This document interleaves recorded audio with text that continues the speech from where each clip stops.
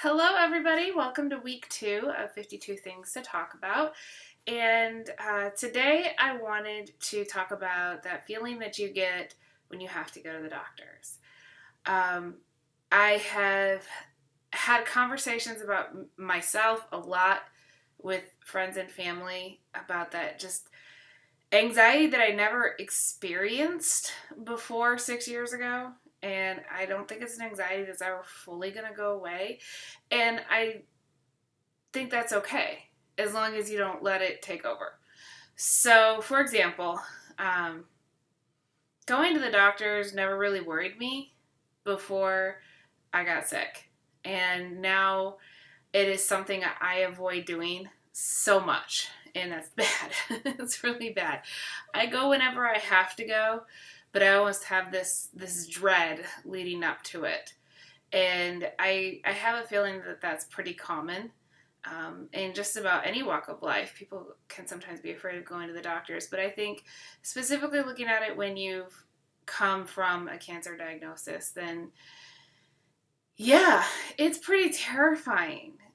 Whether it's having a scan or just going for a yearly checkup, it's never fun. And in fact, I last summer I thought I was just wearing myself out by doing too much.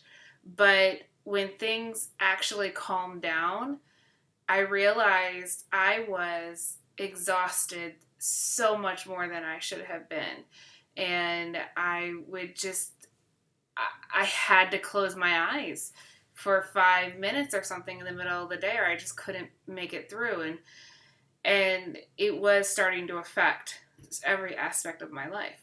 So I was like, wow, I've got to figure out what this is, which means I've got to go see a doctor, which means I have to have blood work. These are two scary things for me, but for people who know me, they know how much I want to figure out what this is. If I am like telling the doctor, just put the order in for labs. Please, I'm begging you. I'm so tired.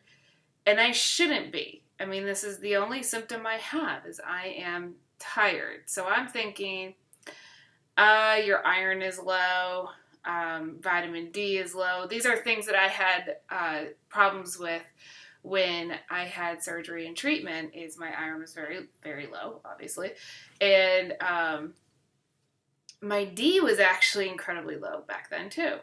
My vitamin D. So I went to the doc. She's like, everything physically looks okay, but let's get that blood work. And the blood work came in, and she's like, well, I found out why you were so tired. And I'm sitting there going, oh God, it's cancer. It's cancer again. They found it. Oh my God. Yes, that is absolutely where my brain went. And I think all of our brains just go there, and it's so scary. And she goes, well, your iron is very low, so we've got to get you on some iron supplements. I was like, okay. And she said, your vitamin D is in the single digits, so we got to get you on some big vitamin D supplements. I said, okay.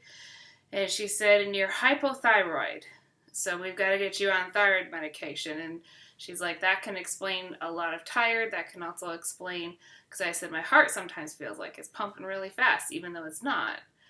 And she said, and you're type 2 diabetic. Apparently my fasting blood sugar was 200. I was like, oh, okay. But I actually got excited. She's like, well, okay, are you okay? I said, that's a lot, but it's all fixable, right? And she goes, yeah, this is all stuff that we can work with. This is all stuff that we can create a plan for. And I said, okay. So I started all the different medications for it. I literally well, not one day to the next, but pretty darn close, every eating habit I had changed. And she's like, diet and exercise is what you need to do on top of taking this medication. And so I did everything I had to do. And 4 months later, my A1C was down to 4.8, and I was able to get off of that medication. But still, even though I know why I'm going to the doctor every 3 or 4 months right now, before I walk in there, I'm scared. Before I go to the dentist, I'm scared. I need to set up an appointment with an ophthalmologist just to get that baseline on my retina because of the diabetes, and I'm scared. I'm scared to do it. I am scared to pick up that phone. Even though a lot of these doctor's appointments, they don't have anything directly to do with my cancer. I'm scared. And I think that's okay. That's okay. It's natural to be afraid. You've had a really big thing happen to you, and it's incredibly natural. When I was still getting CT scans, I'd freak out. I'd freak out before each one. I'd freak out until the doctor told me, "Yep, you're all clear." Logically, I know what the doctor told me, that there's no reason for it to come back. And still, I'm terrified. No matter what doctor I have to go see, I'm terrified. I'm scared. And I try very hard to kind of mask it, but there are just times where I can't, and I just have to be scared. And I said, okay, I am scared. I'll verbally admit it, and then I just try to keep moving forward because there's nothing in that moment that I can do about it. I can't change anything at this time. I can just keep doing everything the doctor tells me to do, and that's the best that I can do. And all I can do is my best. So, yeah, that fear, it's real. Everybody's different. Everybody's going to feel that fear for different periods in their life. Everybody's going to handle it different. But don't worry. I mean, gosh, especially if you're still so close to treatment or in treatment or going through the diagnosis process. Oh my God, that fear is so natural. Don't think you got to be this incredibly brave person who never gets afraid, because that's really hard to live up to. Inevitably, we have to keep that fight in us to get through what we get through. And that's awesome, and you need that, and I encourage that, and I'm there to help you fight as much as possible because I had people helping me fight.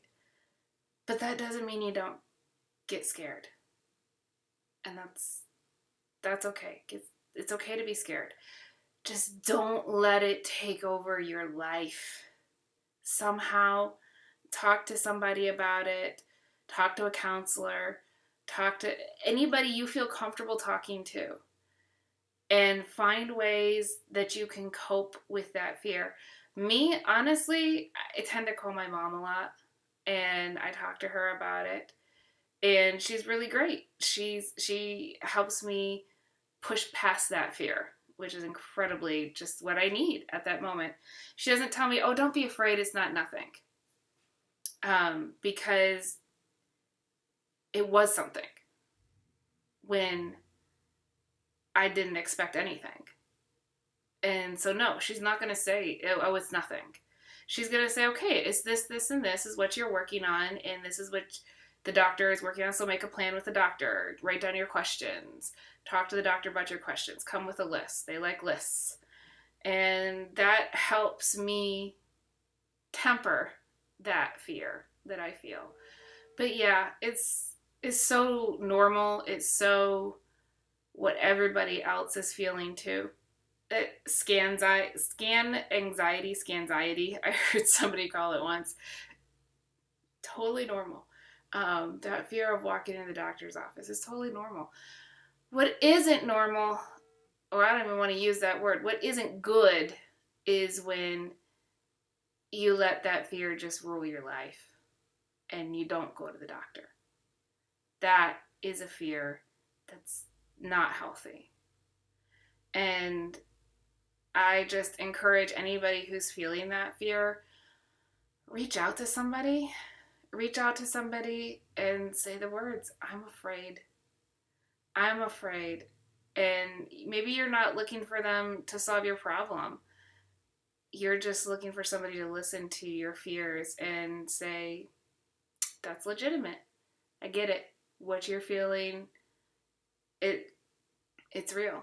So talk to somebody, realize it's nothing strange to be afraid. It's okay to be afraid. Just don't live there. And remember, you've got your community around you. You've got people in the Peach Sister community. You've got people in whatever community that you're in, your family, your friends. And if you really are struggling very, very hard, then reach out to a professional and say, I need to talk, and get help that way, because we all are brave. We're all fighting something that requires us to be brave. But that doesn't mean that we don't fear. I don't think bravery and fear are separate. I think bravery is when you are afraid of something and you fight it anyway. So, with that, I would love to hear your feedback on anything I say. Like I say, I'm not a professional or anything like that. I don't have any kind of training. These are just the things that I've experienced, that I've thought, that I felt, that I'm seeing other people experience, feel, and what they comment.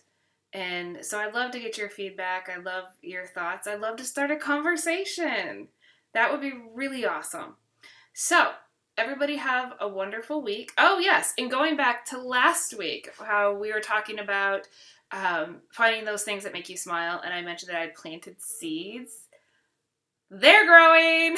They're like this tall now, some of them, and some of them are like this tall right now. So yeah, I'm excited about that, and I'll try to, if I can, add a picture